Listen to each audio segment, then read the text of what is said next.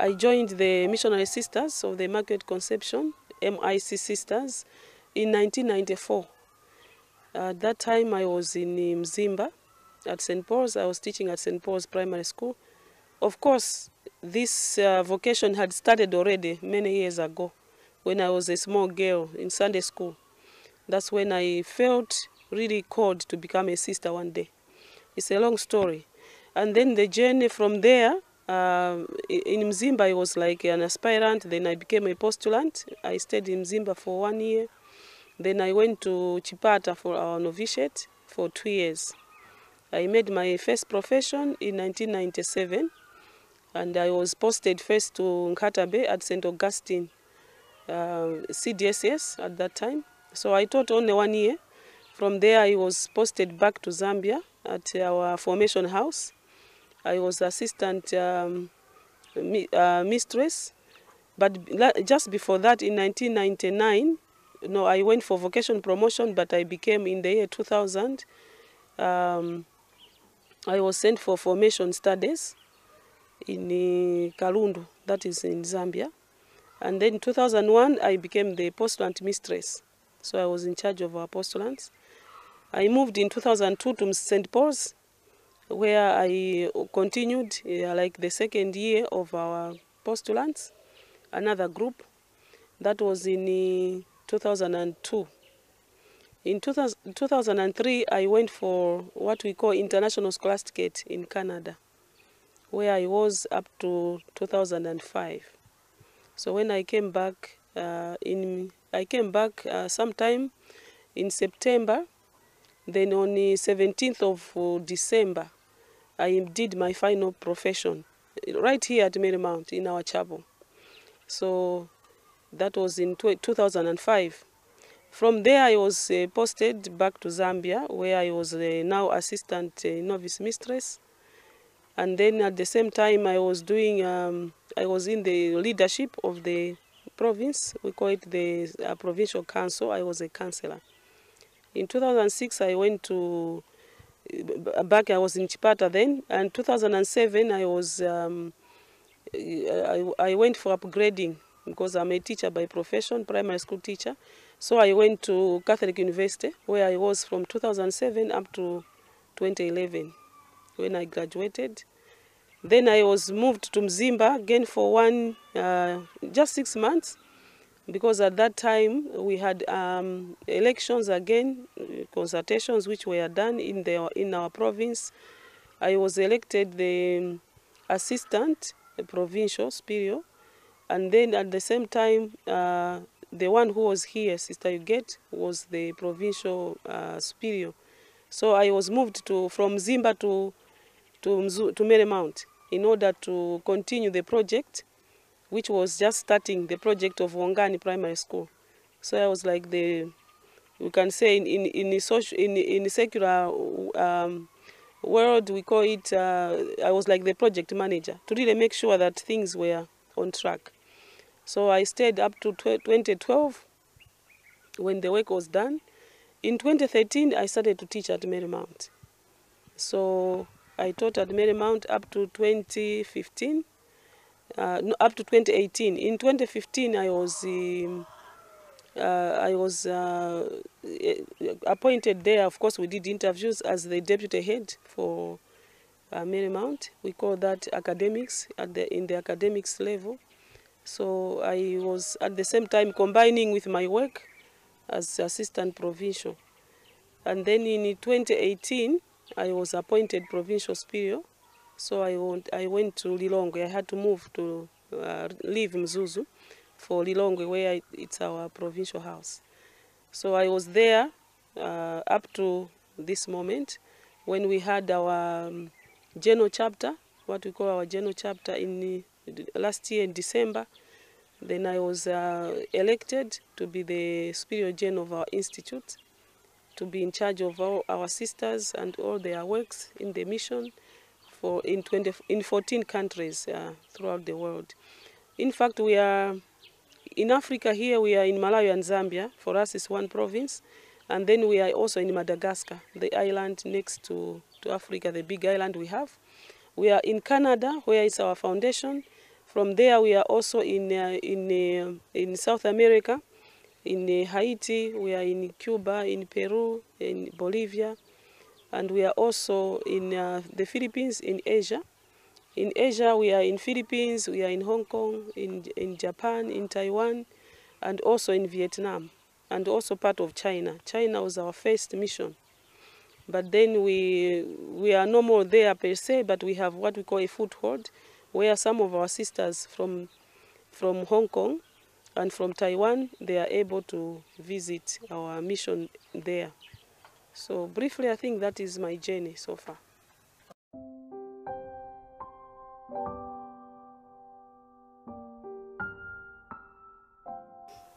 For me, first of all, I really felt very humbled, very humbled. I couldn't find the right words to say when my name was announced or pronounced as the Superior General. I thank God, I should say. I felt really not worthy for that responsibility, but as a person of faith, I believed that it was planned by God Himself. Like in Jeremiah, that's one of my best verses in the Bible, where Jeremiah, is told that he was called before he was born, when he was still in the womb of his mother. So I see myself in that line as well. So I accepted the responsibility really out of faith to say, I'm not alone. God knows why He has put me in that position at this moment in the history of our institute and in the history of the church. So I have all the hope.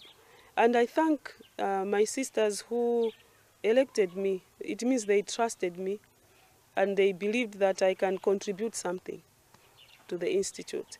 At the same time, I also thank those of my colleagues in the General Council for accepting their role, their responsibility, because we work together.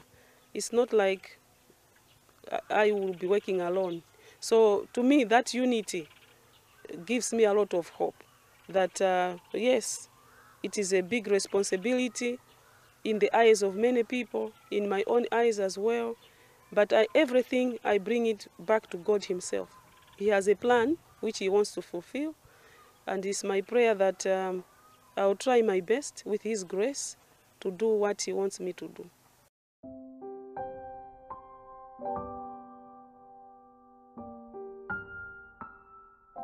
Of course, I'm taking over from already and ongoing. I am the 9th Superior General, which means our congregation, our institute, has a very long background and history of its existence. And we can say that myself, I will just have to give the best of who I am with the people who are there, because already the tradition is there. We have our own constitutions, which I have to follow. And part of my job also is to visit my sisters in the different countries where we are.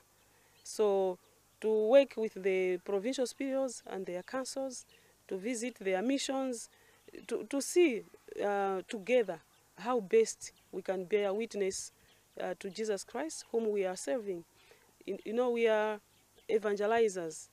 So in that case, I hope that I will be able to continue the legacy which has been left by our founders and by my predecessors throughout these years. So that's how I intend. By the way, our congregation started in 1902 by Delia Tetro, who is a Canadian, and from Quebec province of Canada. And so here in Malawi, the sisters came in 1948, long time ago. And we were not there even. But I'm happy to say that at that time, I have my grandfather, Ignacio Chirwa, who was the first catechist in the Diocese of Mzuzu. At that time, it was not yet a diocese. And through him, we can say, the Catholic Church, in the country. He worked with a lot of the early missionaries. And in 1948, he was one of them who welcomed the first MICs who came to our country. and especially to Mzuzu Diocese. So I'm very happy. You know, I have already like a long history of faith. My family is associated with that history of the founding of the Catholic faith in Mzuzu Diocese. I have my aunt who is still alive, Sister Ernestina Chirwa, who is a sister of the Holy Rosary. And I also had a brother, Jesuit brother, Happy Patrick Mzumara, who passed on last year in October. But he was a Jesuit, the first Jesuit brother, in fact, in Malawi. And he served in many, many countries, especially in Zambia, where I stayed long. And then with that, you can see that my family has been really blessed with the different vocations.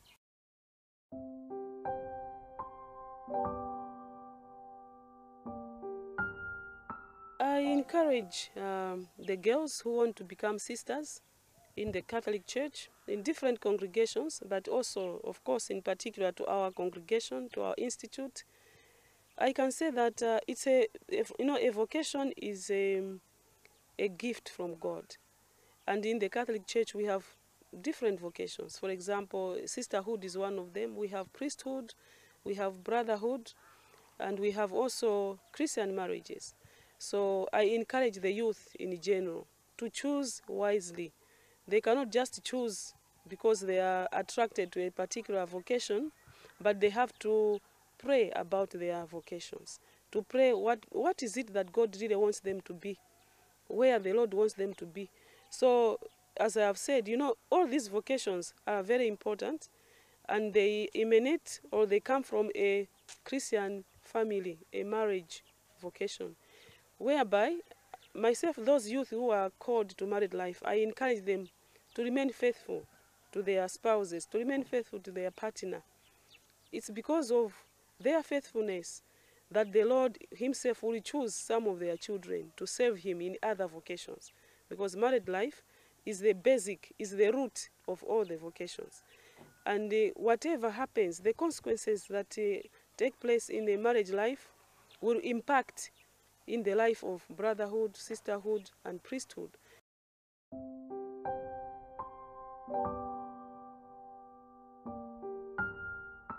First of all, I would like to thank Bishop John Ryan. You know, when he learned about this election as Superior General, he was very happy. And he called me, he asked me if I was intending to have a Thanksgiving Mass, which I said yes. And then he really, from his own, he made it like a diocesan event. To me, this also has touched me a lot, because for him, he mentioned that it was really, he's proud that one of his members of the diocese, his flock, would be given such a responsibility. So I really thank the bishop and the people of Mzuzu for the celebration, the beautiful celebration, the send-off that I had on the 26th of March, which he was sending me on behalf of the whole church, the whole Catholic Church in Mzuzu Diocese and in Malawi also, to really go and serve the church, to go and serve the Universal Church in my capacity now. And I also thank my family, my dear mom and dad. Of course, they are not young anymore, they are elderly, but they did their best for me. They, of course, gave me all the necessary education that I needed, and also they gave me the Christian faith, the Christian background. It is from there that I became a religious. So I thank them, and also with my twin sister and her family, and my brothers and sisters. We are 10 in the family now, we remain 8. I lost my other sister in 2004, Christine, and I pray that their souls may rest in peace with my brother Happy.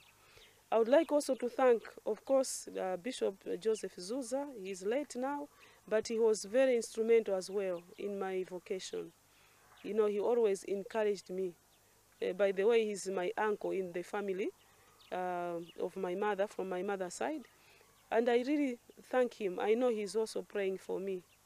I have also a special message to my sisters, whom I am leaving behind to go and serve at the international level. The sisters in Malawi and Zambia, I really thank them for their unity, for their love, for their support. We have worked very well together. We are very young in terms of, we can say, numbers and experience. And I'm very proud of them that even though we are not many, we are able to work together. I thank also my brothers and sisters, relatives, my nieces and nephews. They have always been there to pray for me. I know there are some who pray for me and they really mean it when they say we are praying for you. I can see what they do to me, their encouragement and their prayers have helped me also to be where I am. The same for my friends. I have many of my good friends who have been always there supporting me. Of course, some of them are priests, others are brothers, especially Marist brothers, and also the laity. There are a lot of lay people who have been very supportive in my journey and in the mission of the church. So I wish them well.